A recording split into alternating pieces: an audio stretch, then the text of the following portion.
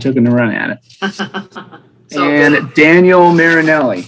I remember some of you guys from last time, just visually and such. But again, I'm doing this on kind of a whim here. So I got Jason May from the fire department sent me an email. Let me make sure he's here. There he is. Okay. Look at me. I'm a Zoom expert. Yep. Okay. And then I think someone video records for us, I'm fairly certain. there's a staffer on. Looks like the staff computer or something. There we Maybe go. that's them. Okay.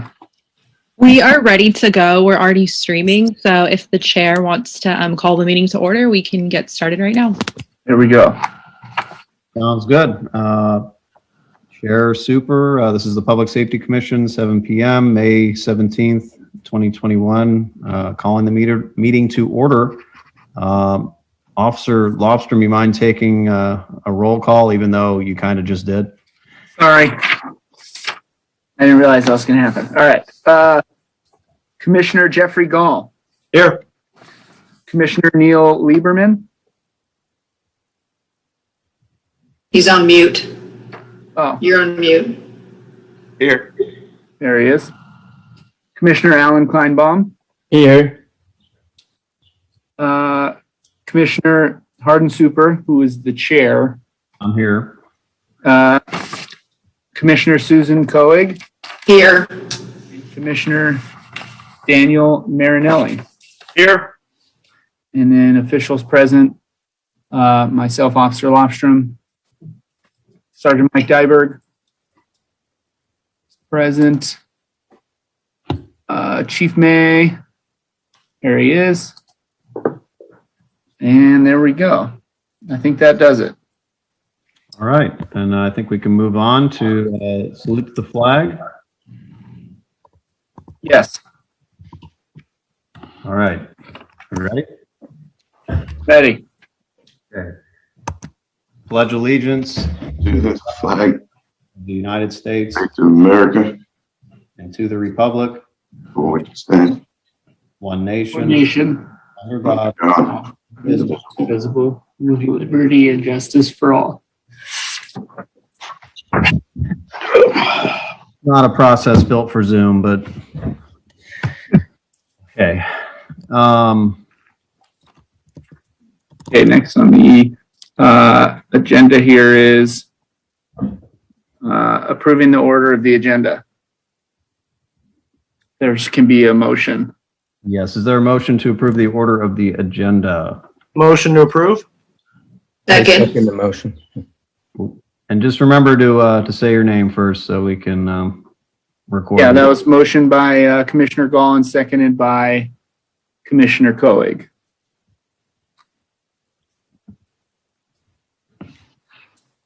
And we go for, I assume, a vote for approval. Correct. And vote by roll call here. Commissioner Gall. Aye. Commissioner Lieberman. aye, Commissioner Kleinbaum. Aye. Commissioner Super. Aye. Chair Super, sorry. Commissioner Coig. Aye. Commissioner Marinelli. Aye. All right, unanimous. All right. Moving on to item E, an item, I guess it's sub-item E1, blue folder items. I don't think we have any, but correct me if I'm wrong, Officer Lofstrom. No, there's no blue folder items. Okay. So I think then we can move on to the affidavit of posting, item F1. Yes. Hold on 1 second, actually. Sorry.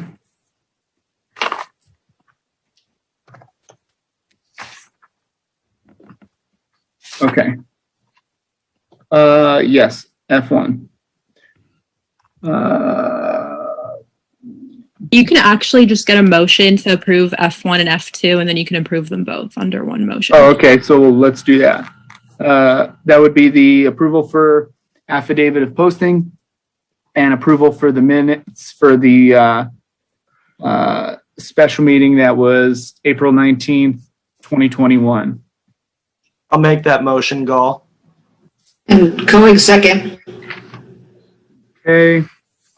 And a vote by roll call, Commissioner Gall, Aye. Commissioner Lieberman, Aye. Commissioner Kleinbaum, Aye. Commissioner Super, Aye. Commissioner Koenig, Aye. and Commissioner Marinelli. Aye. Okay, so that's going to be unanimous vote for both.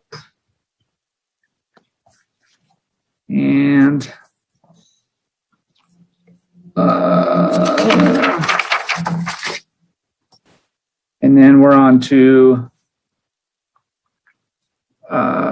H. We're on to H. There's no excluded consent calendar items, so we are on to H. Public participation, non-agenda items. Do we have anybody either on the call or having submitted e-comments? We don't have any attendees on Zoom and we don't have any e-comments, so we can move on. All right. Motion to close public participation, Gall. Second, Coig. All right. Oh, I'm sorry. I got to take a vote on that. Forgive me. Commissioner Gall, Aye. Lieberman, Aye. Commissioner Kleinbaum, Aye.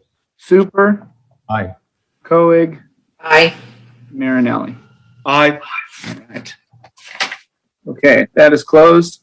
And on to I. Items continued from previous agendas. There's nothing. And so J, items for discussion prior to action, which there is a number of. J1, pedestrian traffic accident data. Okay, so I have that.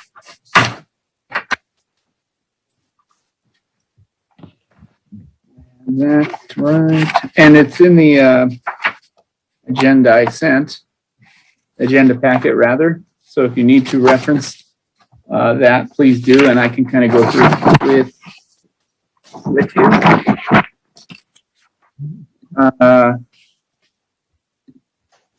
So for the last calendar year, this was a review of all traffic collisions that were pedestrian or bicycle involved with a vehicle. So if you're looking at the document on the far left, you're going to have the report number. And then the next two columns will be the nature of the accident in regards to the parties involved, vehicle versus a pedestrian or vehicle versus a bike. So the next columns indicate which one it was. And there was a total of 25 in the last year. The next column over, location, obviously will show either a 100-block location in the city or an intersection, typically. The next column over that's labeled PCF, that is a primary collision factor. So you'll see a list of a number of codes that indicate what the primary collision factor is, like running a stop sign or a pedestrian in the roadway, failure to yield on a turn, making a right turn against a red, etc. There's a number of codes here. And then next column over says fault. That will be the at fault party. So for 10 of these, I'm sorry, hold on one second. I wrote down the numbers, but not the actual. You can see here, I think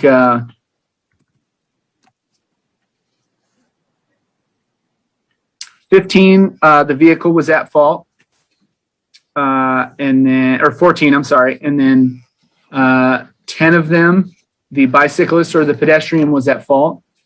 And then one was unknown primary collision factor, which usually indicates there's no independent witness.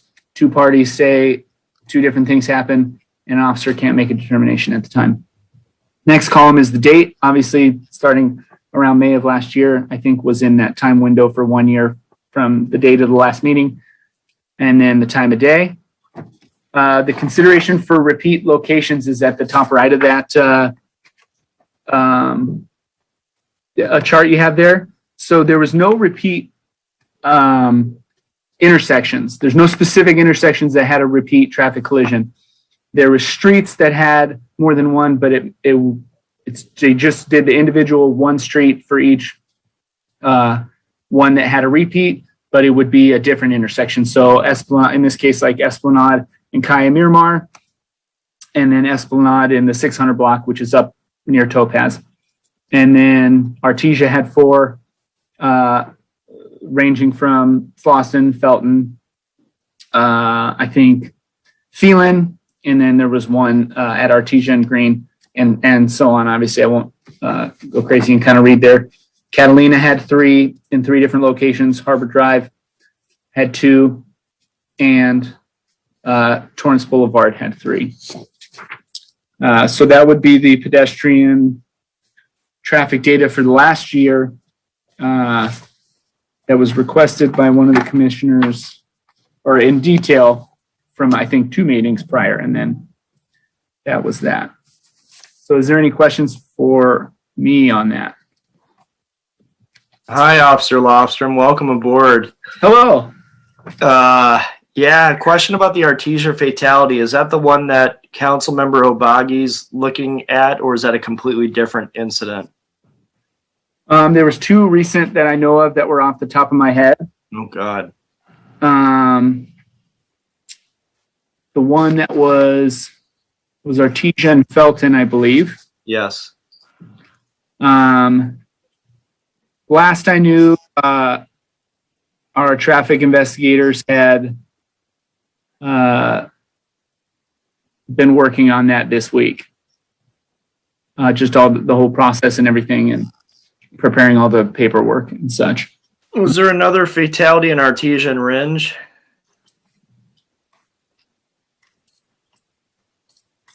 One second.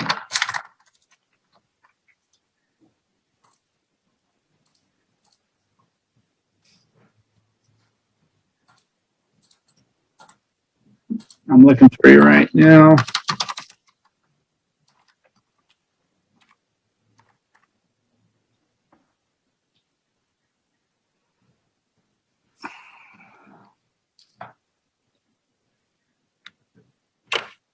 I will have to Vehicle versus pedestrian. Maybe that's the one that was discussed last council meeting, and I didn't watch the video of it. But using that data and seeing how Artesia is challenging to make a left turn, was the root cause of the accident on Felton due to a left turn, or was it just high speed and the pedestrian was in the middle of the roadway? I will have to confirm exactly for you. As far as I understand, the pedestrian was crossing in the intersection, and I think the driver made a right turn and crossed over into the crosswalk. But I'll have to confirm. I don't know the exact details of the. No worries. There was an issue of making a turn in one direction, and the pedestrian was in the crosswalk. Yeah, a lot of fatalities on Artesia, and when I make a left turn, for example, on Artesia and Ringe, if somebody's got those, that just raises the ante up in terms of getting into an accident. Definitely some line of sight issues along Artesia. I was actually surprised, Commissioner Kleinbaum, that I didn't see any incidents on Prospect. 0.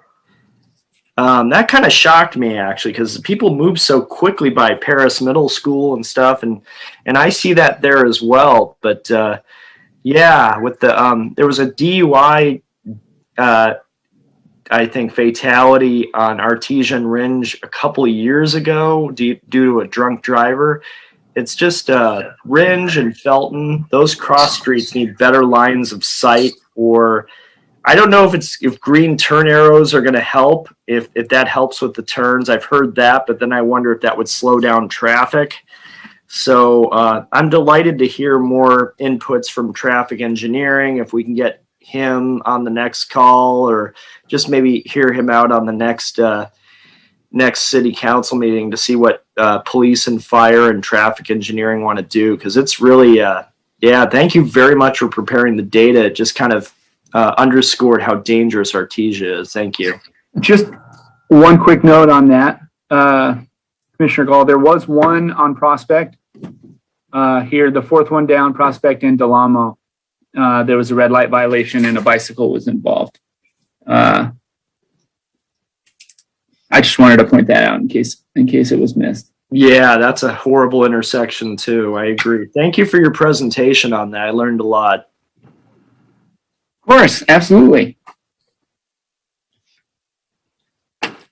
Any other questions or on that matter? Hello, it's Alan Kleinbaum. Thank you very much for putting this together. There's a lot of good information here. I think it's a start to start studying to see where problems may lie throughout the city and kind of get a handle on where we are and what we can do to improve in the future. Thanks again. Of course, absolutely. Okay.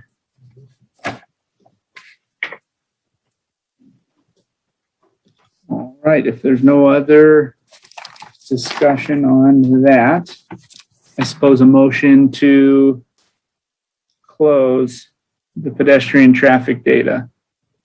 Motion created by Gall. Second by Coig. And just confirming there's no e-comments or anyone joining us on the line? There are none. Thank you.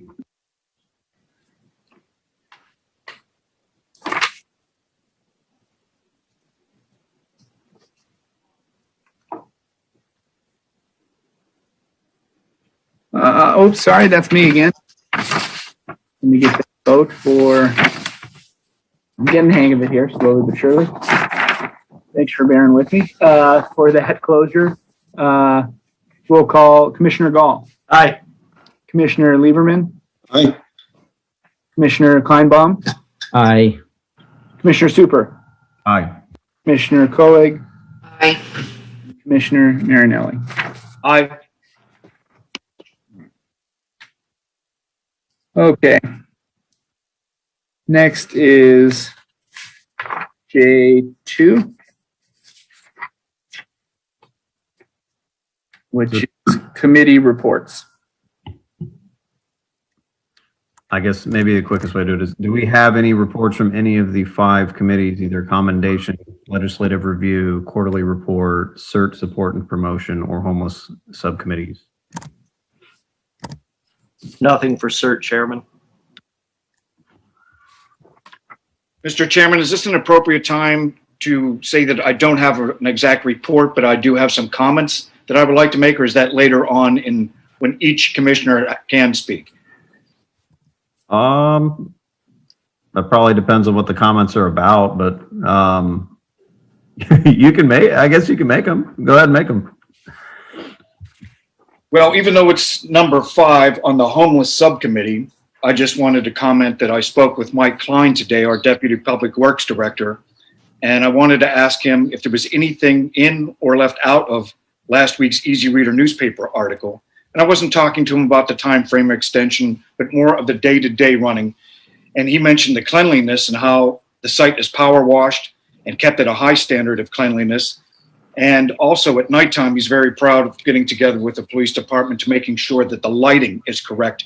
It would encourage any of us to drive past there at nighttime to see how well lit everything is. And then just a quick comment. Amongst all of this, I also have an introductory email from a gentleman named Matt Wersinger, who is the president of the Delray Neighborhood Council. He would love to know more about our pallet shelters and the success of it so far. So those are my comments regarding our subcommittee for 5. Thank you for that. Anything further from any of the other subcommittees? There's nothing on the commendation committee. All right, then is there a motion to close the committee reports, item J2? Coig makes that motion. Kleinbaum seconds the motion. And a vote on the closure, Commissioner Gall, Aye. Commissioner Lieberman, Aye. Commissioner Kleinbaum, Aye. Commissioner Super, Aye. Commissioner Koenig, Aye. and Commissioner Marinelli. Aye. Okay, that moves us to J3, discussion of recent fire events for my great friend, Chief May. Good evening, everybody. Good to see everybody tonight. Kyle, welcome to the Public Safety Committee. Thank you for your stewardship so far in the meeting. I have put together a short PowerPoint because I was in a class and I needed to work on a project. Ooh, that didn't come up. Almost there. There we go. All right. Good evening, Commissioners. I'll proceed forward with my usual report with fire department activities. First and foremost is our department eval and Beach Tri-Cities are calling it administrative sharing project, both of which are moving forward. Chief Kaufman and Chief Joe Castro, who's been retained as our subject matter expert, are in the process of interviewing all of our fire department personnel and proceeding forward with their evaluation of the fire department and ways to build efficiencies and effectiveness into our operation. There's an immediate implementation of a peer support team. Mental health is a crisis in the fire service, and Chief Kaufman has been innovative in bringing the police department's department psychologists to assist our members in their times of need. So that's coming online right quick. In terms of the 3 beach cities, when I say the 3 beach cities, I mean El Segundo, Manhattan, and ourselves. They're moving forward with a pilot program to share my position with the other cities. Each city would have a 24-hour duty operational responsive chief, and the other 2 current chiefs would serve as administrative personnel working Monday through Friday. That would mean like each city, El Segundo, Manhattan, and Redondo would support 24-hour supervision, and then myself and another chief would move to a 40-hour work week working on administrative assignments and overhead. The intention of that program would be eventually go down to a single operational BC and a single administrative BC with hopefully eventually a fire chief for our organization. But that's moving forward. You'll probably see that in the next 3 months, I'd say. In terms of our response to activity, that cool picture there is a gigantic tree that fell on McBain and Beeland a couple days ago with one of our council people, if you recognize Councilwoman MD standing in the middle of the giant tree that crashed down in the middle of the street. We responded to a total of 518 calls, 369 of which were medical in nature. We had 3 working fires, rescued 15 watercraft. We did have a significant fire at 634 Vincent Park, which is somebody's laundry room caught on fire. The picture actually in that initial slide that I started off my presentation with was actually a vehicle that was started out on the northbound side of the 405, got involved in a 3 or 4 vehicle crash and actually jumped over the median into southbound lanes. And 4 or 5 vehicles were totaled, but not a single patient was transported to the hospital. So it was a good outcome there. I'm also excited to talk about our new, we've in the last year, starting in July of last year, implemented 3 new, what they're called auto pulse machines. They're automatic CPR machines. And we've had really improved outcomes with those automatic CPR machines. They look like a backboard, but they have a strap that goes around your chest and compresses the chest. And it's actually much more effective than regular CPR. So just in the last month, we've had 3, what we call a return of spontaneous circulation, or ROSC, cardiac arrest, CA calls. For us, our survival rate beforehand was 30 to 40%. With the implementation of these new machines, the anecdotal kind of what I feel for it is about 80%. So we've seen a significant improvement in terms of our cardiac arrest patients and our management of those. So we're looking to hopefully gain a couple more of those in this next calendar year, but that's been a really positive change for us in terms of our medical response. We've also developed a harbor special event process for the harbor. Which is, we know over the COVID time, we've had these kind of impromptu boat concerts down in the harbor, which you see one of which playing in the background there. The fire department's kind of pioneered a permitting process for that. Before it was kind of hodgepodge boats and people and swimmers and paddlers everywhere. But we kind of developed like a permitting process that mirrors the city special event process. And it's been a collaborative effort between the fire department, the police department, specifically the Marine Enforcement Unit, and the waterfront department in terms of getting this process to the moorings and allowing us to have access and allowing people to still have that outdoor music environment. My safety tip for this month is Fire Sprinkler Month. And we've been very progressive in the city of Redondo Beach, requiring sprinklers in all new residential constructions and all remodels greater than 50%. Since 1991, now statewide they're required. But those are a huge life-saving tool that's in most of our homes that have been built since 91.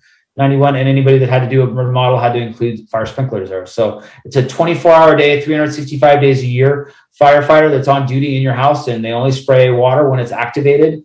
And it's really been a positive thing for protecting life in our community. So this month is that awareness of that system that's in most of our homes that have been built since then.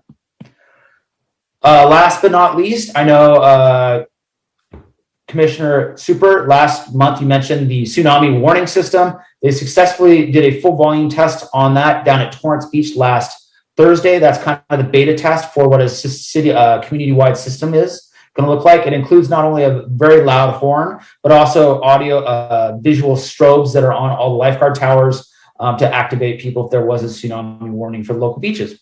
There'll be 2 more tests of that system, both on the 20th and the 27th. But the last test, which was 3 days ago or 4 days ago now, it was successful. I know I covered a lot of information. Does anybody have any questions for me in terms of what's going on with the fire department or incidents that they saw out in the community? I have a question, but anybody else want to go first? Actually, yeah, just a quick question. The fire sprinkler systems in the home, is there a recommended period before they should be tested in some way? That's a good question. So the 13D system, so if you live in a townhome, a 3 or 4 unit townhome, those don't have a regular maintenance schedule. They're not pressure tested. For what are used in a commercial building, they're required to be tested every 5 years. They're visually inspected annually and pressure tested every 5 years. But you have a special type that's in most of the townhomes that don't have a specific maintenance schedule. It's always recommended that annually you'd have it inspected by a sprinkler contractor, but we don't enforce a specific maintenance period on that 13D system for 3 and 4 unit townhomes. But if you lived in one of the buildings along the Esplanade, that is required to be visually inspected annually and then pressure tested every 5 years. And a single family home, maybe 20 years old, is there any maintenance that as a homeowner, should I be looking into? Are there companies to come in and pressure test? So those systems are actually designed not to be pressure tested, believe it or not. They're designed to just operate on the pressure of the water system in the city. I would have a sprinkler contractor. If you're 20 years into it, I would just have a sprinkler contractor come out and visually inspect your system. But it's a slightly different, functions a little bit differently than what we would call a commercial property that requires extra pressure sometimes to work. That system that's in your home is just designed to help you escape in the event of a fire. It's not designed to put the fire out. For a larger commercial style building, those sprinklers are actually designed to put the fire out. So I would recommend that you have a contractor come out and inspect it, but there's no mandated state fire marshal or state fire code maintenance interval for what we call a 13D system, which is what most people would have in a single family residence or a 3, 4, or 4 unit condo complex. All right, great question. Yeah. This is Alan Kleinbaum. I had a question. I live near Torrance and PCH, and the fire station in South Redondo Beach is only a couple blocks from there. And then when you have emergencies, your equipment uses sirens to help you clear the traffic so you can get as quickly as possible to the location. That's good. But over the years, the population density has increased. And then do you have many more calls nowadays than you had years before? And so it seems like this, the frequency of sirens and duration has increased over the years. Is that really true? So that's a great question, Commissioner Kleinbaum. So yes, our call volume since 2010 has gone up by 50%. So we're going out 50% more than probably whenever you bought your home. But 10 years ago, we were running about 5,000 calls a year. This year, we're going to break probably 7,600 calls. And we can't really account for what that changes. But yes, we're responding to more emergencies. And conversely, our PCH in Torrance is also on the route that Manhattan Beach, El Segundo, and Hermosa all use to drive to Little Company Mary Hospital and Torrance Memorial, typically along their response route. So not only has our volume gone up, but so is theirs. So you're seeing that exponential rise across the 3 or 4 beach cities. That is a somewhat universal trend across fire departments in Southern California. A lot of it could be tied to the rise in homelessness. It could also be tied to the graying of the population, and it can also be tied more directly to the expansion of the healthcare system under, the healthcare brought in by the Obama administration. So those three factors alone is how we account for that 50%, but we can't break down why that increase has gone up that much. That's very observant. We always try to be very kind and courteous to our neighbors in terms of operating our sirens. But unfortunately, Torrance and PCH, or Torrance and Prospect, are both major intersections. And it is negligent of us to not operate those sirens when we go through a major intersection like that if we're responding code 3. Okay, yeah, thank you for commenting on that. I know you have to do your job, and it's good that you're able to respond to all these emergencies quickly. But at the same time, there's I guess that's what happens when you live in an area where the population density keeps increasing. You get more and more noise. Yeah. I mean, I know we just recently moved out of Redondo Beach, but I know at some point in the afternoon, it seemed from about 1 o'clock until about 6 o'clock, it's nonstop sirens. And I know it's not just us because I work here. So, but it seems like you just hear sirens incessantly going down PCH. So I empathize with you, but it's just the way that business is. And unfortunately, there is density issues, but there's also an increase in usage. So. Thank you. Of course. Commissioner Coog, did you have a question? No, thank you. Okay, commissioners. Well, that's all I have for you this month. And I'll kick it back to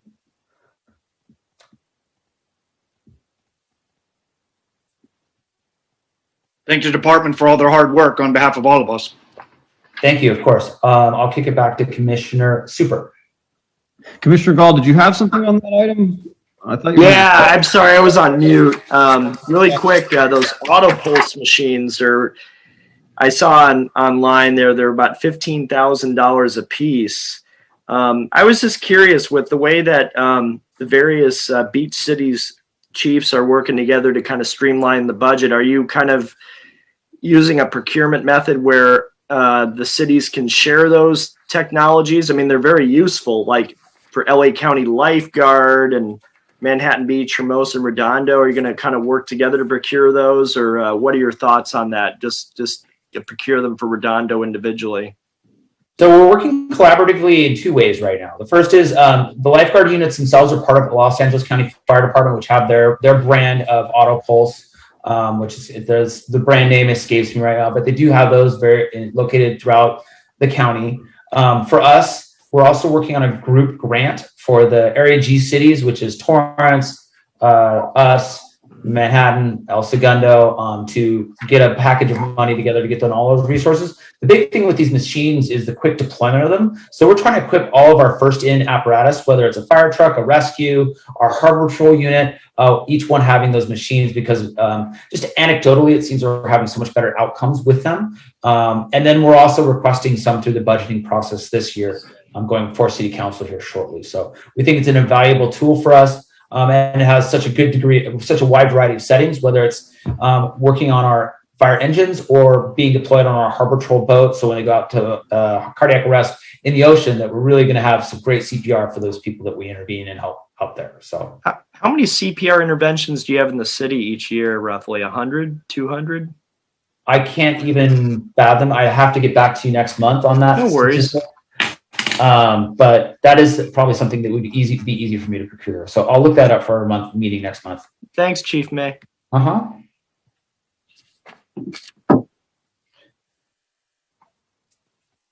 All right. If there's nothing else, is there a motion to close this item J3? Going makes that motion.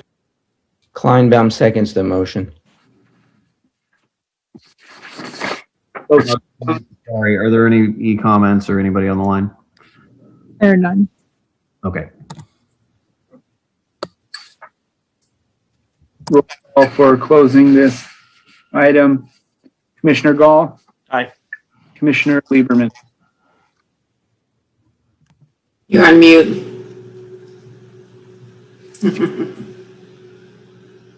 You can give me a thumbs up. Looks like a thumbs up. Okay. Commissioner Kleinbaum, Aye. Commissioner Super, Aye. Commissioner Coig, Aye. and Commissioner Marinelli. Aye. Okay. Moving on to J5, discussion of recent law enforcement event. I'm sorry. J4, discussion of recent events in the city prosecutor's office. They emailed me and they stated that they could not be in attendance. So we'll have to forego that until the next meeting. J5 is a discussion of recent law enforcement events and a crime recap.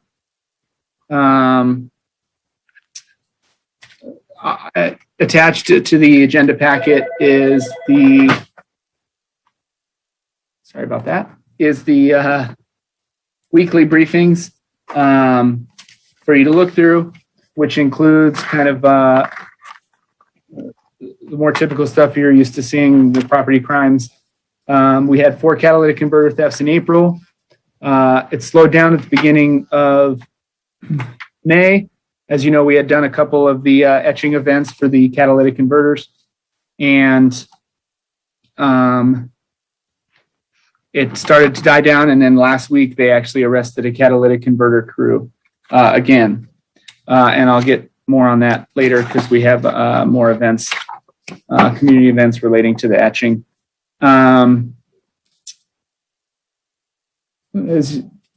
When I say property crime, obviously I mean like the catalytic converters, auto theft, mail theft, shoplifting, that you can see more so in detail in the documents that I attached. And probably the big one that you're all wondering about is the incident that's being investigated as a homicide. Obviously, with that type of investigation, there's only so much that can be stated at certain times. If you hadn't already read anything, officers responded to the 2000 block of Carnegie regarding 911 call for help, a woman that had been stabbed. Officers arrived and she was transported to hospital where she was pronounced deceased. They named the suspect and they are a suspect and the victim are related. And the suspect was later arrested the next day. And like I said, with those types of investigations, there's not a lot of information that we can give out at this time. So about what they give out in the press releases is what we're allowed to say at this time. Is there any questions for me regarding this information? Yes, this is Alan Kleinbaum. I have a question for you, sir. Yes. Catalytic converter thefts, two questions and a comment. The one question is, how does the VIN etching help prevent the theft of the catalytic converters?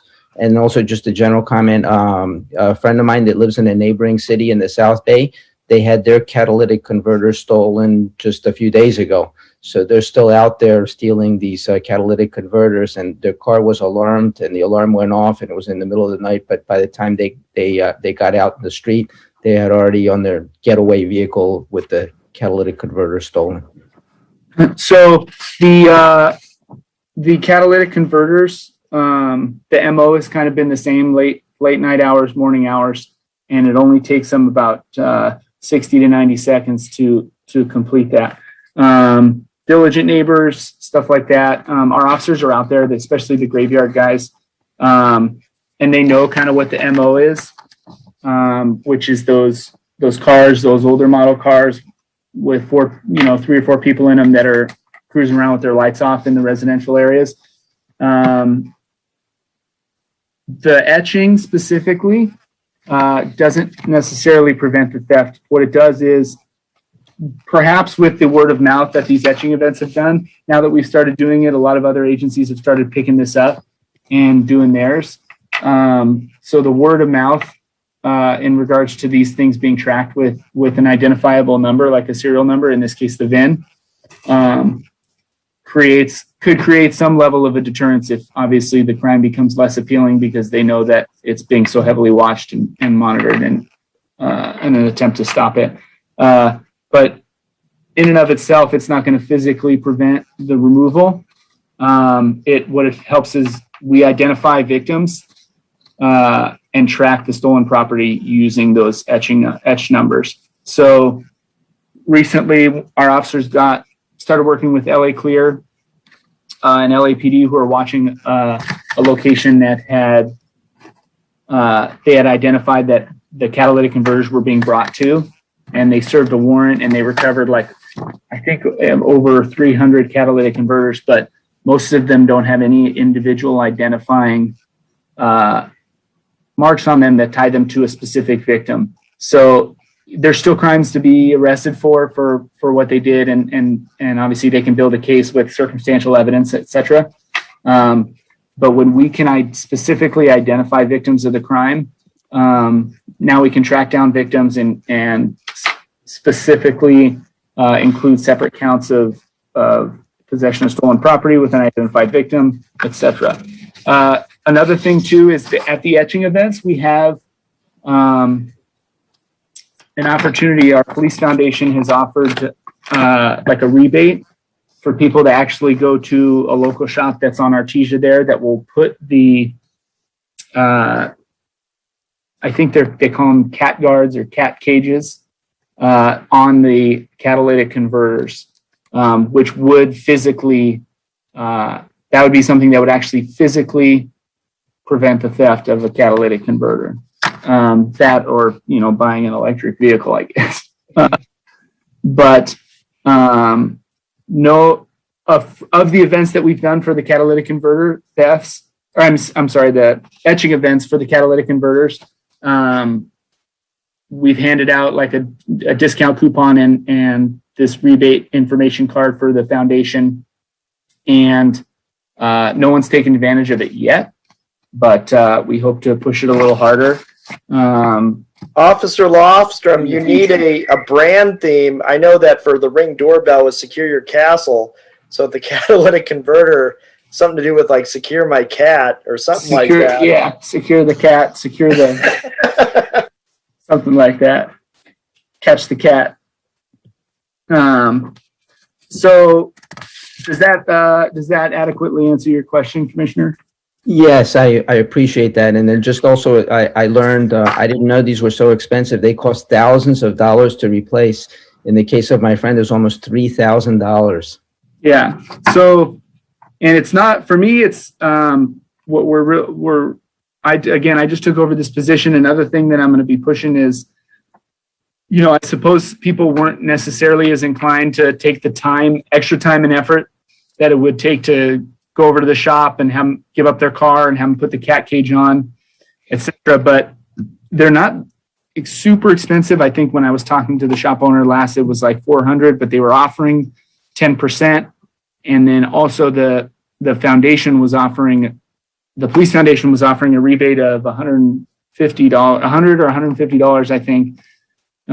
So if you compare that reduced amount to the amount of a deductible, I think it definitely starts to get potentially to be a worthwhile expense.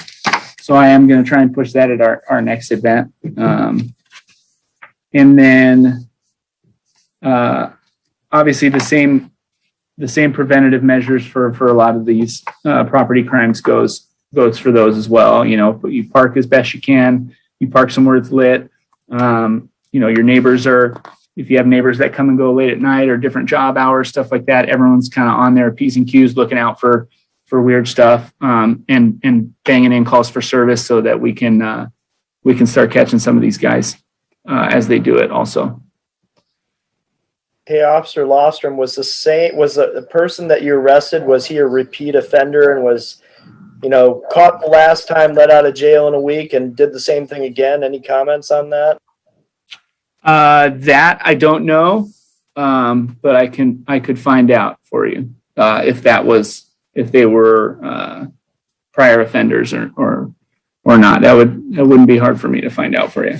Thank you, and if available, thank you.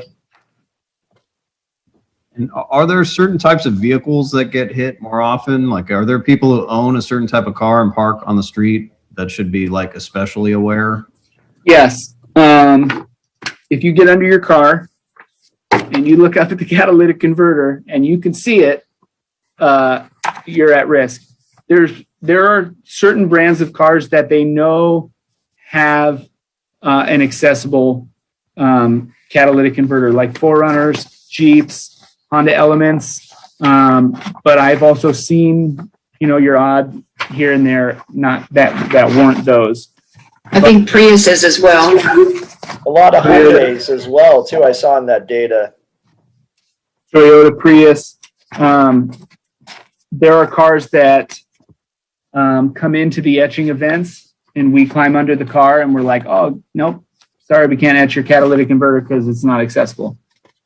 So, but typically, the ones I've seen the most are going to be Toyota Prius 4Runner, Honda Element, and the Jeeps, the Cherokees, Jeep Cherokees, I think.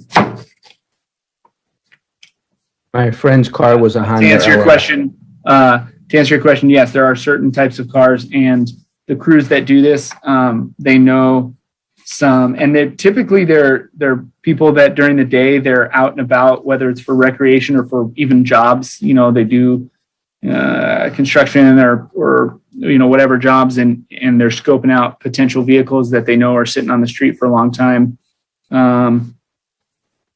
We even had one crew that they were one of them was I think gardening or something, and they would scope certain locations in certain vehicles that they could come back later and target easily.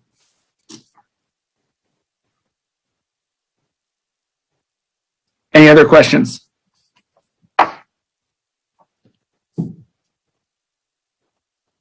Okay. All right, so is there a motion to close item J5? Bowie makes that motion. Kleinbaum seconds the motion. And we'll call vote. Commissioner Gall? Aye. Commissioner Lieberman? Aye. Commissioner Kleinbaum? Aye. Commissioner Super? Aye. Commissioner Koenig? Aye. And Commissioner Marinelli? Aye. Okay, so that moves us to J6, discussion of community policing events. That is also me.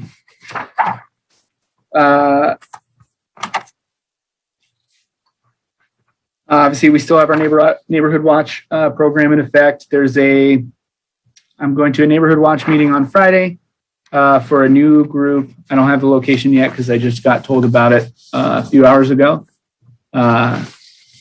But I'll include that in the next memo for the next meeting.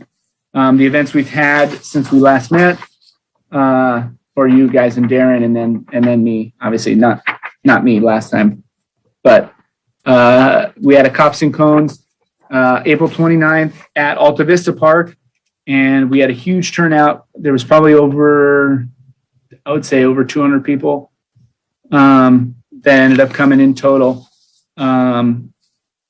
It almost got to a point where we were slinging so many snow cones. We were having trouble getting out and talking to all the people and hanging out with the kids and stuff. So, and then in front of the station on May 5th, 2021, we had coffee and churros, mind you, with a cop on the 5th. Upcoming events we're doing another Cops and Cones on June 8th from 2 to 4 at Dominguez Park.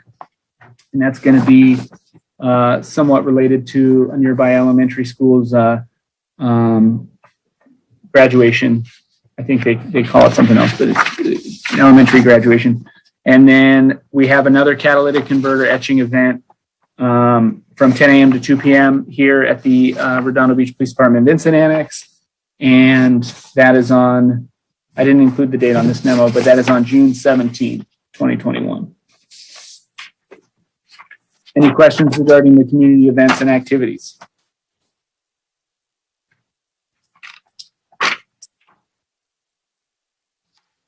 All right. Is there a motion to close item J6? Bowie makes that motion. Kleinbaum, I second the motion. Roll call vote. Commissioner Gall? Aye. Commissioner Lieberman? Aye. Commissioner Kleinbaum, Aye. Commissioner Super, Aye. Commissioner Koenig, Aye. and Commissioner Marinelli. Aye. Okay. Next is volunteers in policing report. As you guys know, at the beginning of the year, there was still some pandemic procedure in place. So they didn't have a ton of data, if any, I think under 100 for that special meeting in April. So I had Reserve Officer Stark prepare a VIP report for the year for this meeting now that towards the end of March, they picked back up in their operations. So April 2021, total of, as of April 2021, total of 304.25 hours of service, and a year-to-date total was 407.25. So about 100 prior to that in the short period where they started up again and now. And if you guys take a look at the attachment, obviously you can see the, I won't bore you with every single number on there, but you can read the overall activity and security checks and patrols and things that they do. Is there any questions regarding this item?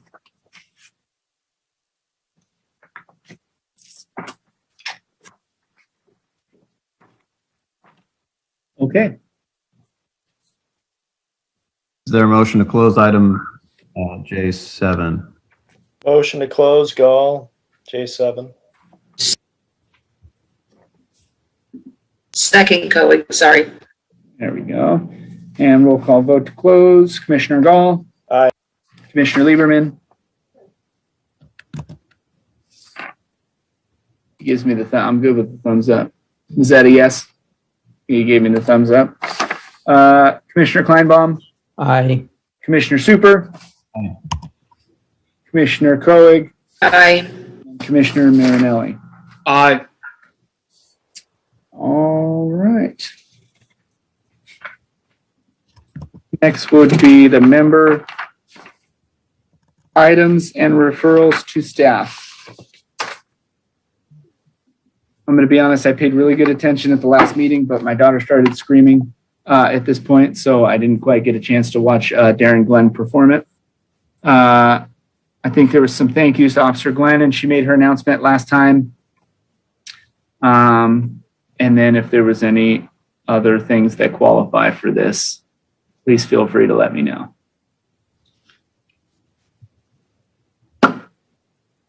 I'd like to jump in there with one, and it's a big thank you to the Redondo Beach Police Department from the business owners in the harbor. They said that in the past 2 weeks, from Quality Seafood down to R10 and everybody in between has been visited, and I thought that was a real nice touch with summer about to start, so people can meet the police department and have a good rapport with them as we get into a real busy time.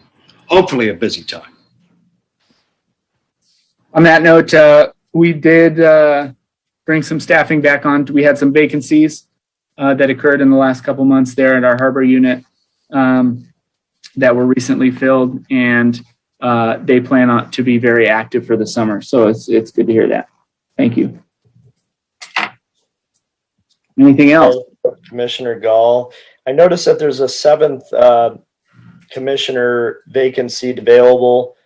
Should any referrals go to City Manager Hefkin, or is there any other recommended points of contact for those types of referrals for potential applicants other than filling out the application online? I definitely don't know the answer to that. So I'm going to look to see if anybody else does. Okay. I suppose I'm a pretty charming guy, so I can go investigate for the next 2 months on how that works and see if I can't start some recruitment or get you an update on that. Cool. Thank you.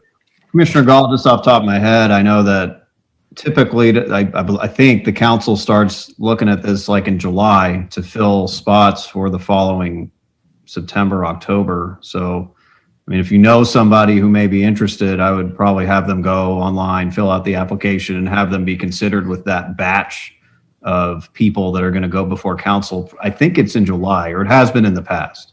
So now is probably a good time because you don't want to wait until it's too late. Yeah, I'll let the person that approached me know to fill out and make sure that he gets it done. But yeah, thank you, Chairman. I think they all need to be approved by council, and I actually do think it's coming up relatively soon. So it's a good time for that. Thank you. All right. I just texted my mom, so she's going to apply here pretty soon. I'm just kidding. As long as he lives in the city. Okay, so moving on to adjournment. That would be you. I'm just going to say next meeting would be of the Redondo Beach Public Safety Commission will be a regular meeting held at 7 p.m. on July 19th, 2021 in the Redondo Beach Council Chambers at 415 Diamond Street, as you can see in the agenda. So that is when I will I'll see you again. So as far as I know, this is adjournment time. I have one question regarding that. Are we going to still be on Zoom in July, or are we going to actually be back in chambers on Diamond? Or do you know? I think I've heard that the plan is the chambers, but I suppose never say never. So as I prepare the next agenda and ask around, I'm sure I'll have a better answer for you guys, and that'll be you'll be notified prior to. Okay, thanks. I just wondered, since everything's opening up.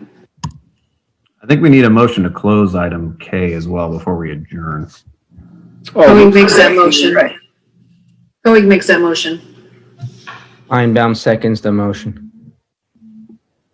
And roll call vote. Thank you for that. Commissioner Gall. Aye. Commissioner Lieberman. Oh, forgot I should leave the camera right so I can see him. He gave the thumbs up, right? You good? Is that a yes, Commissioner Lieberman? Yes. Commissioner Kleinbaum. Aye. Commissioner Super. Aye. Commissioner Coig. Aye. Commissioner Marinelli. Aye. I plan to memorize that at some point in my life. All right, and we're ready, I think. All right. Well, thank you, Officer Lofstrom. Good job. You indeed crushed it. Yep. Real resume builder right there. And yeah, we'll see everybody in July, maybe in person. And so until then, we're adjourned. All right, be safe. Be safe, everybody. Nice Bye. job, man. Absolutely be safe out there.